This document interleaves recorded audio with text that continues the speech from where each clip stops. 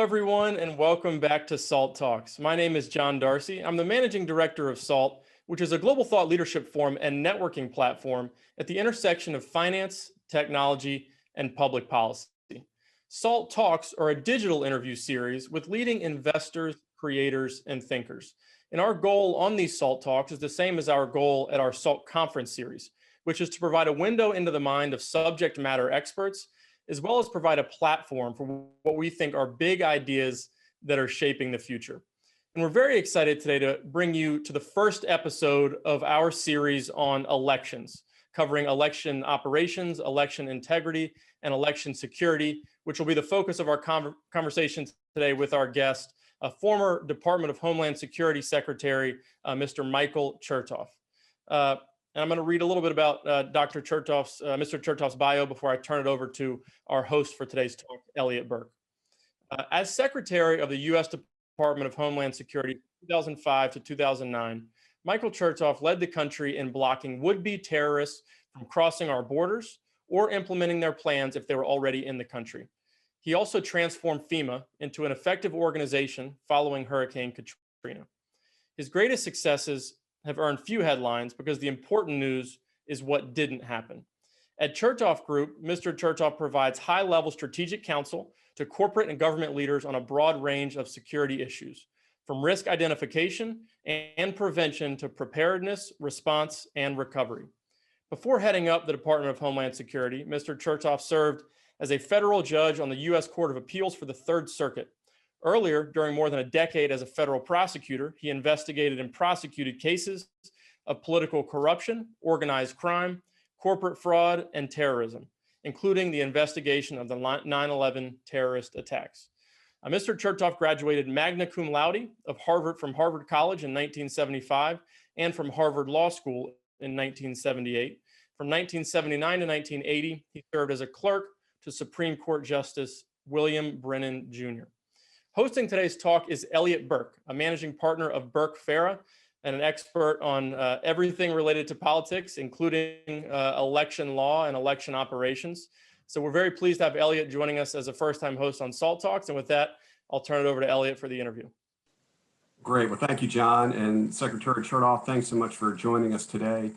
We launched this series of talks to create a forum to discuss the actual administration of elections, including the role of the federal government.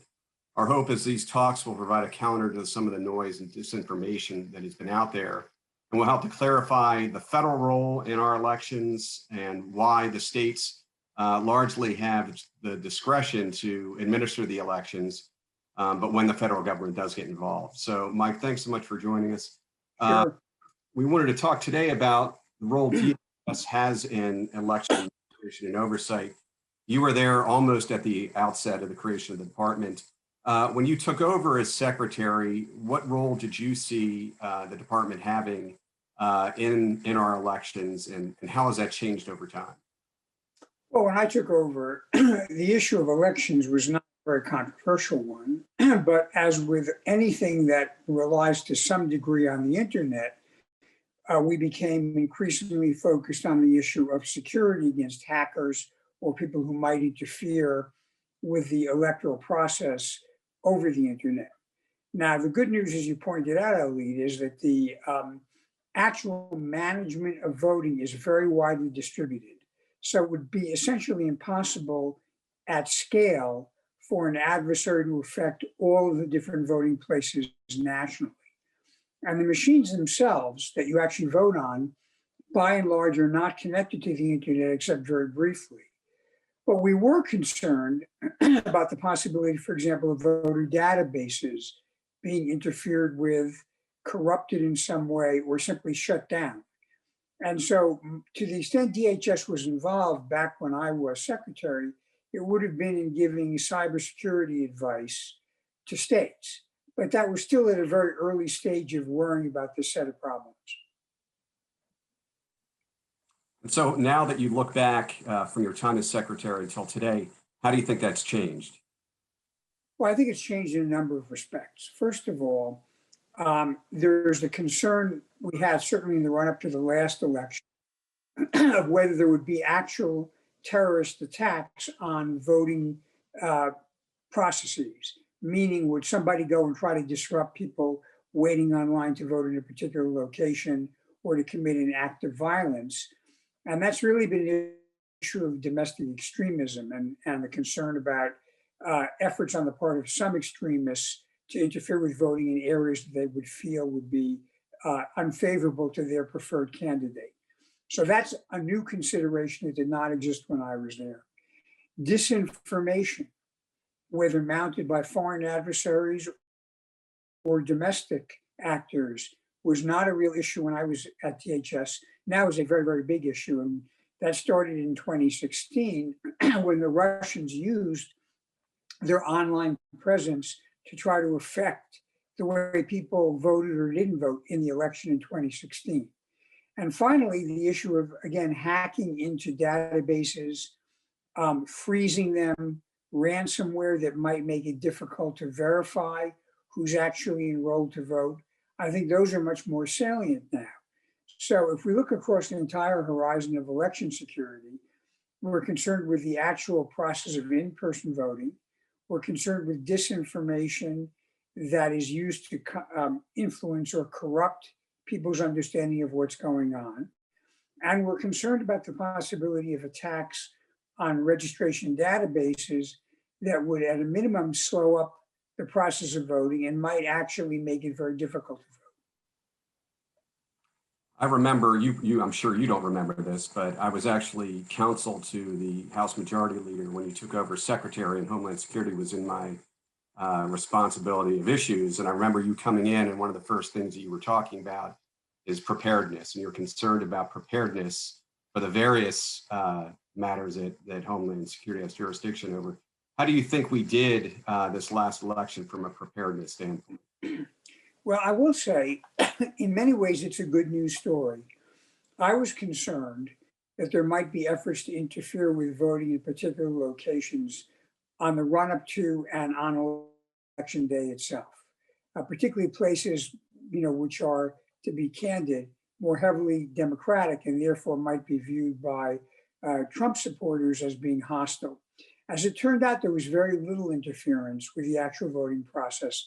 It went remarkably smoothly, particularly in light of the fact that the virus and the pandemic made people particularly nervous about going to public places where they might get infected.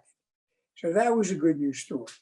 Second, there actually was very little actual interference with registration databases or the voting process itself. I'm not aware of any wide-scale reporting of efforts to either shut down registration databases or interfere with the tabulation. And again, that's a very good news story. In some cases, in many cases actually, you had paper ballots or paper records of in-person voting as backup, so you could verify and double check and audit to make sure there was no problem with the machines. So that's a good news story. I think, frankly, the biggest problem we had was after the election. It was the contesting of the election results, notwithstanding the fact that I think 60 judges rejected these claims as bogus and really resoundingly rejected them. And then, of course, the culmination was the infamous insurrection effort on January 6th, which was a misguided and obviously unsuccessful try to actually prevent the announcement of the vote in a way that was at least an effort to interfere with the election result, although candidly it would not have succeeded. Yeah, from this, in the lead up, obviously there were comments on both sides leading up to the election about attempts to steal the election and things like that, and then breaking down actually, as you said, what was mostly a good news story in terms of the administration of the election. Shortly after the election, the Office of Cybersecurity within the Department of Homeland Security, which my understanding is a relatively new office in terms of how it operates, issued a couple of statements, ultimately, the latter of which resulted in its head, Chris Krebs, being fired by the president. Looking at those statements and what they said, they're kind of remarkable now in hindsight, because they really did speak to the administration and election and what was successful. The first one dealt with foreign actors and how there was not, there was confidence that there was no successful effort to change anybody's vote or even stop them from voting. There were likely attempts. We've seen that. There certainly were in 2016.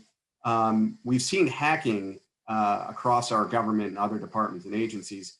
Why do you think these attempts have not been successful where they may have been successful in actually getting data from other branches or other departments of our government?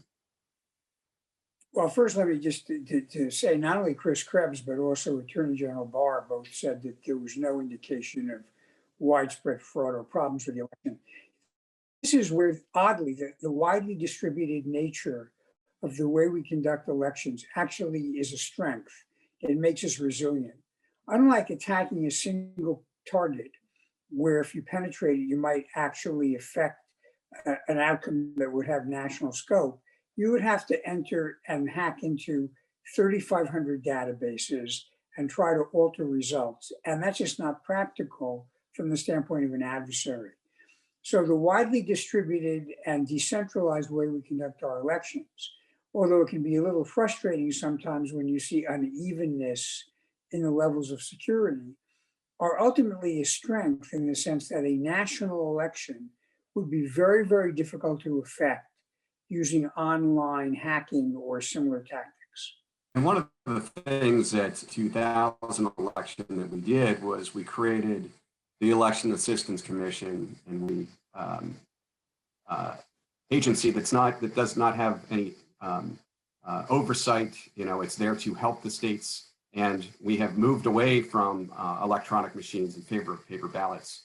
And I think that that's very important. It goes to this underlying issue of when we talk about voter fraud and voter intimidation as somebody that's been doing this for 25 years, both of those exist, and they shouldn't be tolerated at any level. But conflating what happens in specific cases and then making it into something that's happening on a widespread basis, I think is a disservice to the American people, because it just undermines the integrity of our elections. If fraud is going on, intimidation is going on, we need to obviously prosecute and investigate it. And even saying as some that, you know, widespread fraud doesn't exist ignores the fact that if it's targeted, that's what matters. But we didn't really see that this time around. And, you know, I think some of the lawsuits coming out of it, that Dominion and Smartmatic are challenging those assertions, are going to have a self-correcting influence. I'd love to get your thoughts on that too. Well, first of all, I mean, there have been, excuse me, individual instances of fraud historically that tend, as you observe, to be focused on local elections, because there you actually could have an effect. If you've got, you know, 20,000 voters voting for a local official, then affecting a couple of thousand might actually have an impact. Ironically, many years ago when I was a prosecutor in New York, I actually prosecuted and convicted a politician for voter fraud with absentee ballots. What he did is he went into a home for people who were mentally disabled. He had a whole bunch of absentee ballots, and he basically filled them out and had them sign it and then sent them in, and thereby essentially stole their ballots. But it was like 50. So it might have been relevant to his election, but of course it could not have been scaled up nationally. The concern with a lot of what happened in both the run-up and the follow-up to the election, attacking the integrity of the process itself, is it really undermines trust in government. Because essentially the argument that was being made is the presidential election is not valid, therefore the result isn't valid. And in those parts of the world where people are repeatedly told elections can't be trusted and they're not valid, that is usually a prelude to a dictatorship, where the strong man says, no, what's valid is me and my ability to use force to get control. That is not what this country is about. This is what we have fought against. We fought wars against this. And so seeing our own public officials, some of them undermining confidence, is very dismaying. But again, on the good news side, the number of state and local officials who resolutely rejected claims of fraud ought to be a heartening sense that fidelity to the Constitution is still something most of our public servants believe in. Yeah, I think that those are excellent points, and even going back to the statement that ultimately got Chris Krebs fired. Looking back on it, to your point about the federal government does not work in a vacuum here; it's working with state and local and even private partners. That statement that became so controversial, at least to the president, was actually a joint statement that included the chairman of the Election Assistance Commission, the Secretary of State's Association, various parties across our federal and state government, as well as private entities. Can you talk a little bit about how that office does interface with its state partners? Well, so CISA, which is the office that we're talking about at DHS, is basically cybersecurity and infrastructure security agency. And it's what we used to call by a different name, but basically it has the principal DHS responsibility to secure all of our critical infrastructure against terrorist attacks or similar efforts to undermine our security. And in 2016, in the run-up to the election, as we began to experience a rise in Russian disinformation, the then Secretary of Homeland Security, Jay Johnson, made the election another one of the critical infrastructure priorities that the agency works with. And of course, the agency deals with the oil and gas sector, transportation, communications. So it's got a broad remit. In the run-up to this election, what that agency did was work with state and local governments to help them secure their infrastructure against an attack. Whether the attack would attempt to affect the voting process or the registration process or the counting process, the idea was to upgrade security across the board and give state and local officials the tools they need to protect themselves against an attack. And I think they were able to do quite a good job with that, and that's got to continue. Yeah, I think, I'm not sure if you saw, but there were some critics on the right that attacked the statement in the office saying that they're advisory in nature only, and they're not really in the position to weigh in on those things. And I think it failed to appreciate what the role of the office is, as you just laid out, is that it is advisory, but it's advisory in the sense that it works with the state partners, and the state partners also joined in the same conclusion. So ultimately, you've got the validation of the federal, the state, local, and even private parties here. And that's the way our system should work. It's not even, as some critics have said, a federalizing of what is a state responsibility. It's showing federalism and how we work together at the federal, state, and local Correct. level. It's a partnership.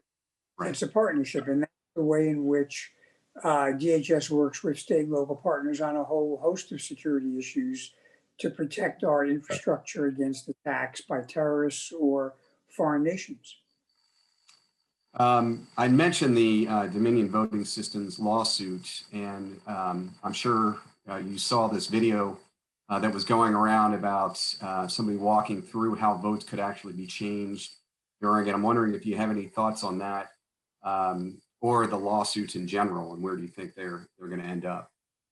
Well, I haven't seen the video, but I'm not aware of any evidence that these machines somehow altered votes or were rigged in some way. And so, frankly, I understand why these companies are suing. What they're basically saying is put your money where your mouth is. If you can prove something, fine. If you can't, you're going to pay us because you've damaged us. And there needs to be accountability. And there were people who made unbelievably irresponsible, made-up accusations, again, which undermine our faith in our government and also, no doubt, injured these businesses. I think that's right. And I haven't seen, can you think of a time when retractions at such a significant level have been made by major media outlets? Fox News, Newsmax, The American Thinker, they've all been forced, I think, to take a look at the statements and retract it for fear of litigation. Do you think that in itself will potentially be self-correcting moving forward? Well, I do think having, removing impunity from people who deliberately make up nonsense and propagate it is helpful. There should be accountability. And if these news media are not able to demonstrate a good faith basis to report what they did, then they ought to own up to that fact and retract it, or they ought to pay a price. Speaking of paying a price, in terms of the processing of the insurrection and the FBI arresting numerous people involved in it, there's been some debate within the Justice Department about whether to charge people that simply, they may not have been violent, but they may simply have been trespassing in that sense. What are your thoughts on that in terms of, we've never obviously been in a place like this in our history, but in terms of the disinformation campaign that led to this, to what degree do you think that people should be held responsible? Well, first of all, I mean, anybody who broke in, it's not like they wandered into someone else's backyard by mistake.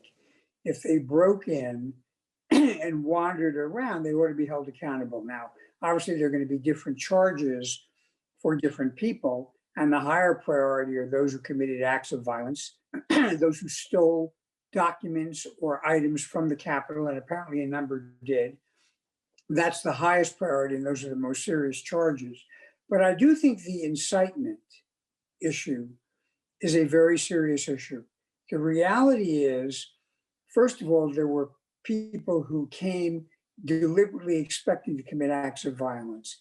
And if you look at what some of them were carrying, I have to say there's a good reason to believe they actually intended to capture and kill members of Congress to interfere with the certification of the votes. That is a very serious crime. Really, to me, is essentially almost tantamount to treason.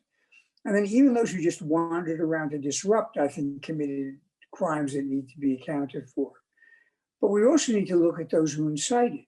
And the language that was used was thinly veiled as an invitation to go to the Capitol and commit mayhem, including physical violence against our elected legislators. And that can't be ignored. And so I would imagine over time, particularly as they develop more and more evidence, there will be cases brought against those who incited this and who inspired it and who argued for it. And one of the ironies of the modern world is when people commit crimes like this, they record themselves and they advertise it and they make it easy for law enforcement to find them. I laugh because when I was doing organized crime cases, the government would try to record or wiretap the organized crime figures committing crimes, and they would go out of their way to try to make it difficult to do. Nowadays, criminals say, look at me, and they post it publicly. So I think we're going to see a lot of cases come out of this, and I think that's what should happen. Yeah, it really, it was prescient how you said that, one of your concerns in the lead up was a version of this. We just thankfully didn't see it on election day, but it really did come to fruition, the exact reasons you expressed.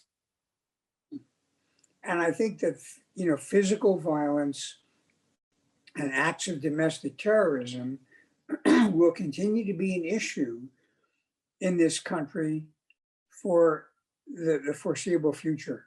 We've lived through this before. We had Ruby Ridge, we had Waco, and we had the Oklahoma City bombing in the mid-90s.